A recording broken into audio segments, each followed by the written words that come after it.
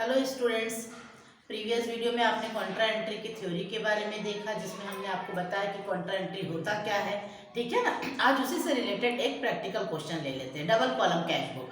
Double column cash book मतलब जहां पर कैश और बैंक दोनों कॉलम एक साथ रहते हैं, जहां पर हमें दोनों के बारे में कि हम जो बिजनेसमैन है वो कैश ट्रांजेक्शन और चेक ट्रांजेक्शन कितने किए हैं, दोनों के बारे में हमें जानकारी मिल जाती है। ठीक है ना। तो उससे रिलेटेड एक हम प्रैक्टिकल क्वेश्चंस करते हैं। देखिए, सबसे पहला आपका एंट्री है 1 जून 2018।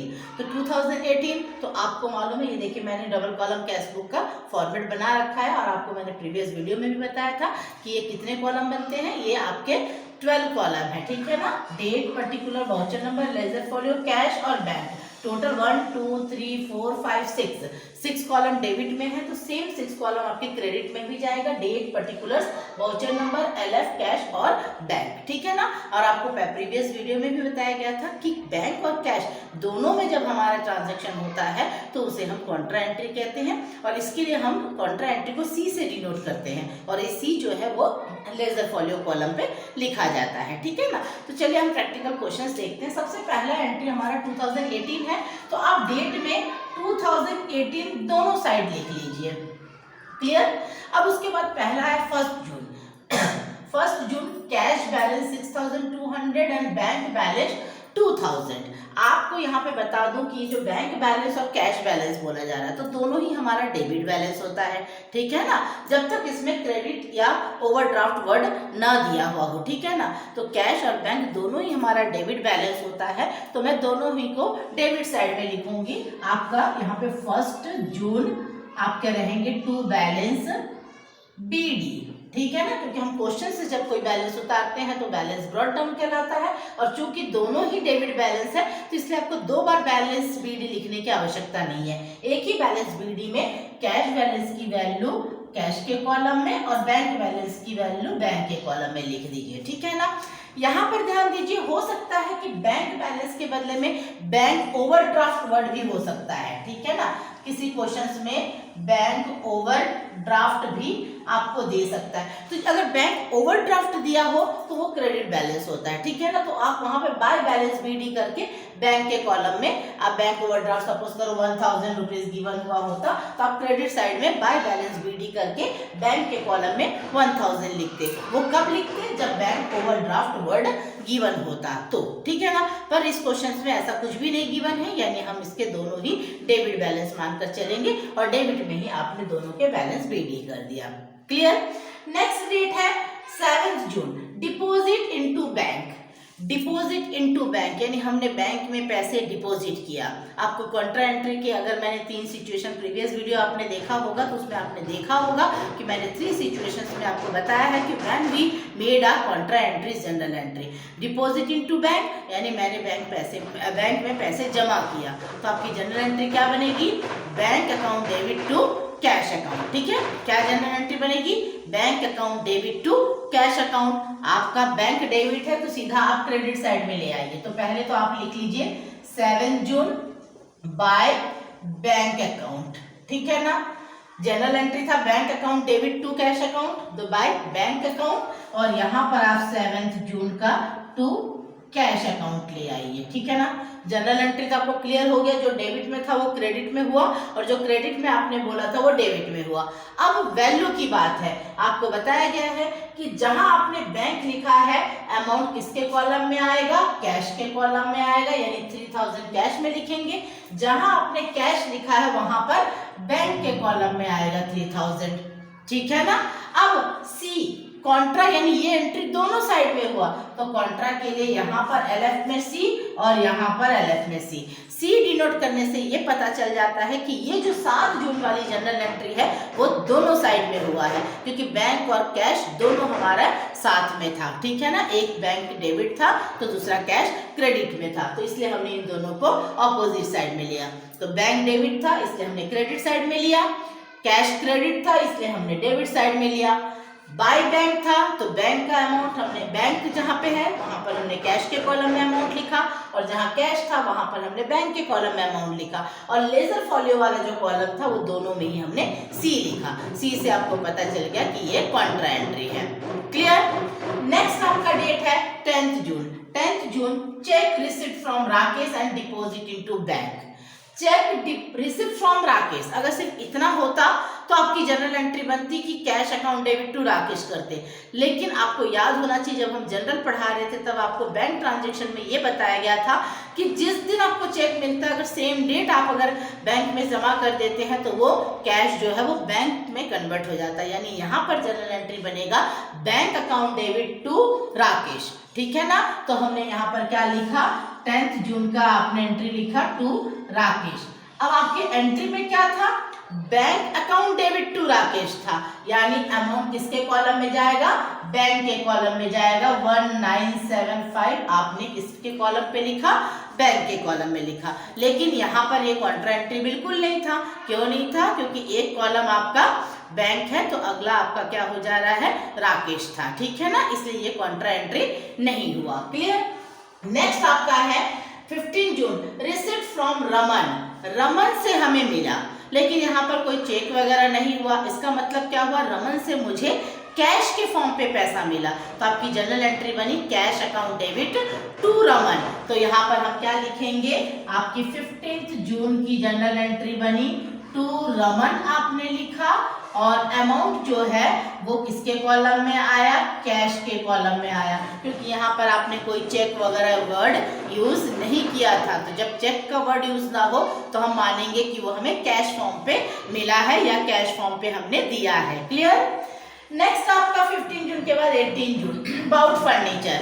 सिंपल बात है, फर्नीचर परचेस किया तो आपके पास क्या आया, फर्नीचर आया और कैश गया, क्योंकि यहाँ पर भी आपको नहीं बोला जा रहा है कि about furniture and paid by cheque, है ना। तो यहाँ पर जनरल एंट्री आपकी सिंपल क्या बनी, furniture account debit to cash account. तो आप यहाँ पर फर्नीचर कहाँ जाएगा, क्रेडिट में जाएगा।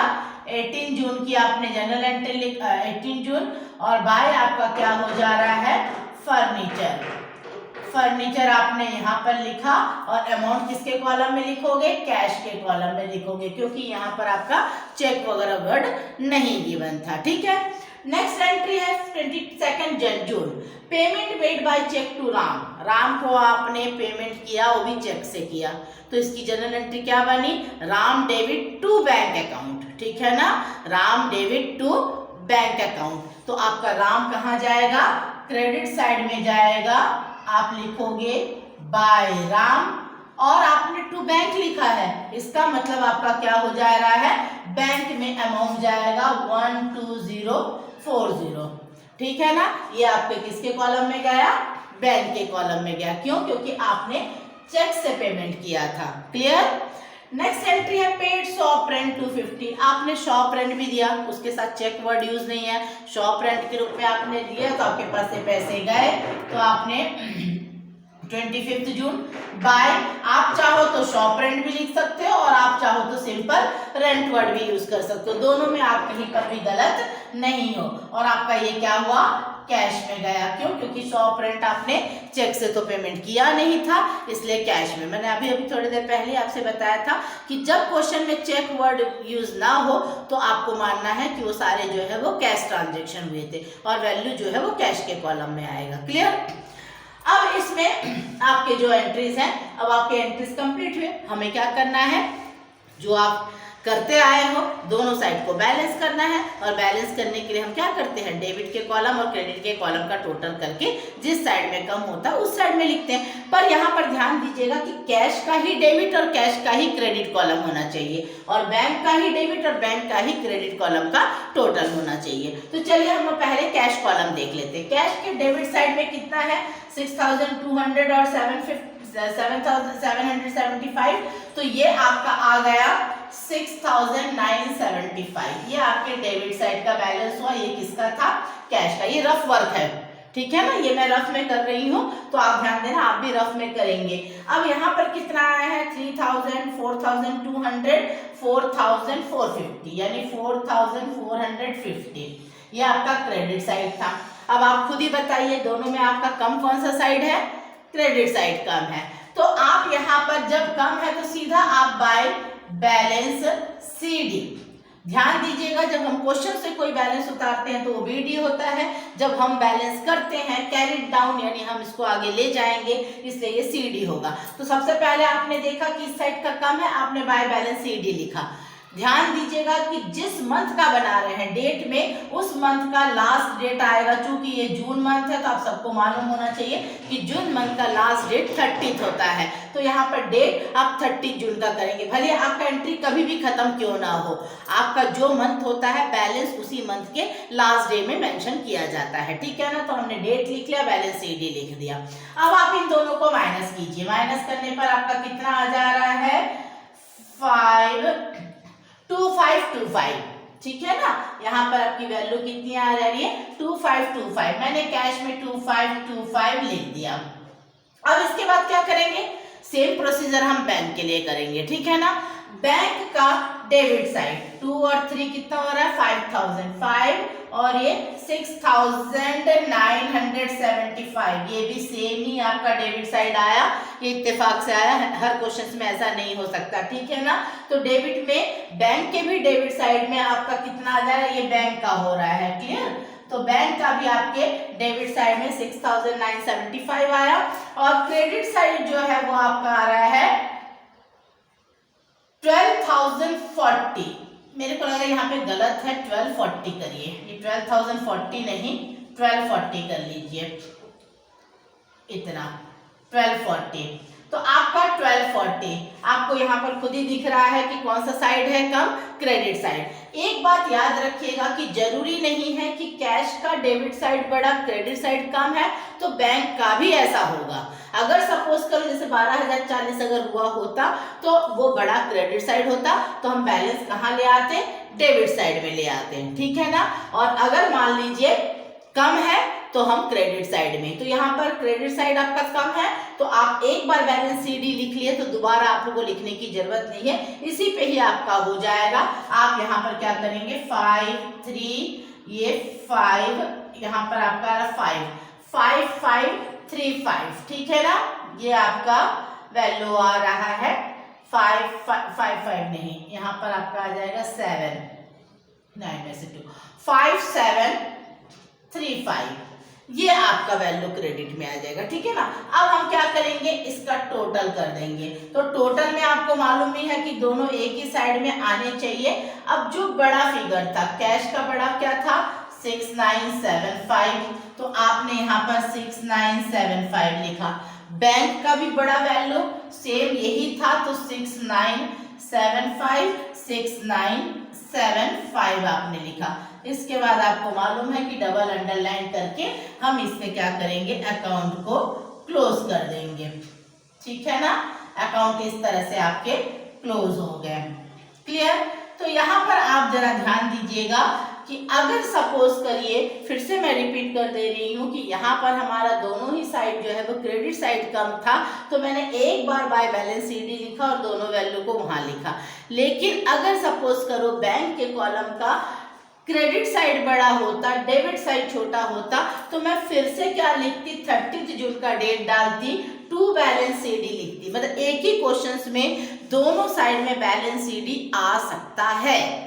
ठीक है ना, आप ये मत समझिएगा कि एक बार हमने क्रेडिट में लिख दिया तो दोनों का ही बैलेंस क्रेडिट में आएगा, बिल्कुल नहीं। आपका क्रेडिट है तो डेबिट साइड का अगर कम है तो डेबिट में भी बैलेंस CD आ सकता है। ठीक है ना, एक ही सेम क्वेश्चंस पर। क्लियर, तो यहाँ पर आपका कॉन्ट्रा एंट्री का मेन थिंग्स हमने क्या देखा, यहाँ पर हमने यही देखा कि जब हमारी जनरल एंट्री में डेबिट और क्रेडिट में बैंक और कैश दोनों आ रहा है तो वो सिचुएशन हमारा कॉन्ट्रा एंट्री हो रहा है। बाकी किसी सिचुएशन पे हम कॉन्ट्रा एंट्री यानी C मेंशन नहीं करेंगे। बाकी जनरल एंट्री में हम यही देखेंगे कि वो ट्रांजैक्शन बैंक को रिलेट कर रहा है या कैश को। कैश को करेगा तो कैश के कॉलम में वैल्यू, बैंक को करेगा तो बैंक के कॉलम में वैल्यू। ठीक है ना, और फिर हम जब टोटल कर रहे हैं तो उसमें हम देख रहे हैं कि कौन सा साइड कम है, उसी साइड हमारा बैलेंस जा रहा है। ठीक है, स्क्रीनशॉट ले लीजिए।